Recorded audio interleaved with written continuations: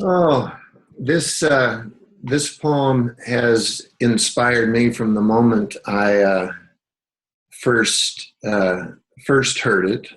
Um, at one point, many years ago, I was invited to contribute a brief essay to a book on leadership that was supposed to key off a poem that taught us a lot about leadership, and this is the poem I used.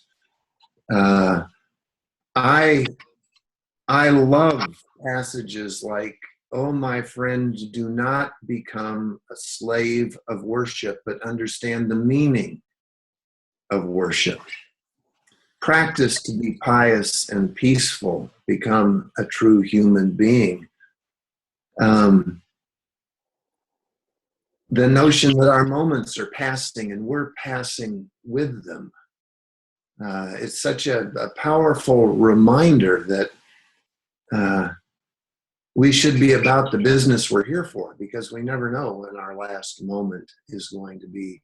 And that uh, the notion that it's so easy as a human to become enslaved either to wealth or pain, but to not allow ourselves to do that, to the call to go as deeply as we can into the breath of love that animates everything, and that I think we have the privilege to be a part of as we give ourselves to that. I guess that's a big part of what this poem does for me. It reminds me every time I read it that I was put here by love, and I'm put here to be love. I should be mindful of the things that can draw me away from that, and not let them operate on a subconscious level to detract from my ability. Excellent. 2 minutes is up. I had set my timer here to work and let us know, but it's not letting us know. Isn't that weird? I'll have to let us know then. Anyway, thank you, Charles. Moving around my screen, Chuck, I see you next. If you'd like to offer your answer. Okay, well, thank you for sharing that beautiful poem. I actually deeply resonate with the Sufi path. My wife was initiated as a Sufi, and one of our two ministers when we got married was a Sufi. So I have a deep love and reverence for the Sufi path. I even entered that Sufi poetry contest, the first one. I don't know if you remember me, but yes, I do. In any case, what I value about that poem and about the Sufi path in general is just the emphasis on the path of the heart. I've come to see for myself that's really where it's at. I agree that when we sink into the heart, we find more of this common bond with others. Most of the disagreements I find are when people just stick to the head, when we're just arguing about beliefs.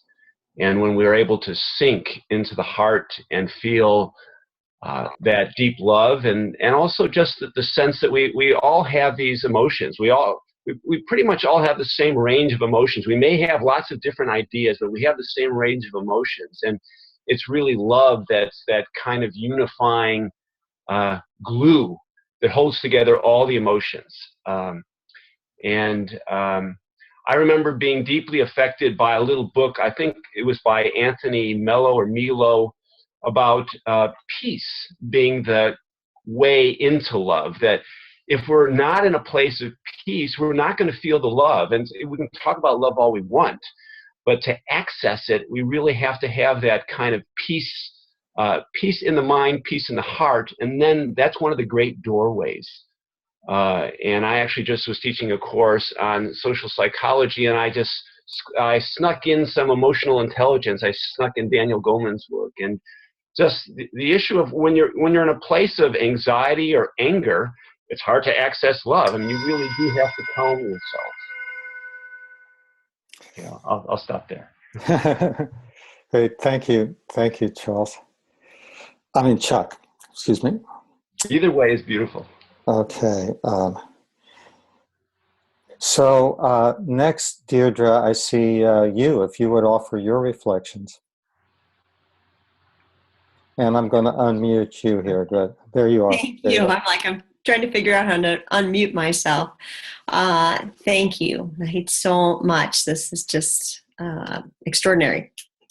I'm remembering two things as I'm listening. I'm remembering one of Chuck and my shared teacher Ana Perez Chisti, who introduced me to Sufism, and how it was always how do we? Oh, I'm done. No.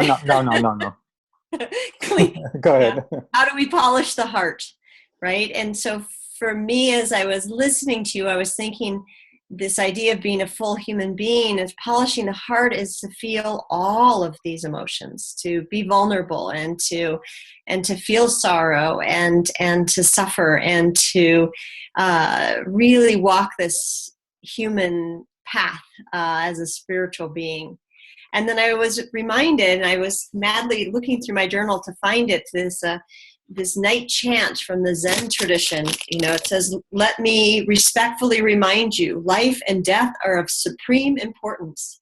Time passes swiftly, and opportunity is lost. Let us awaken, take heed.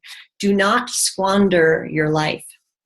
So again, this perennial wisdom that you are bringing back to me, and I'm hoping that my heart is hearing. So thank you.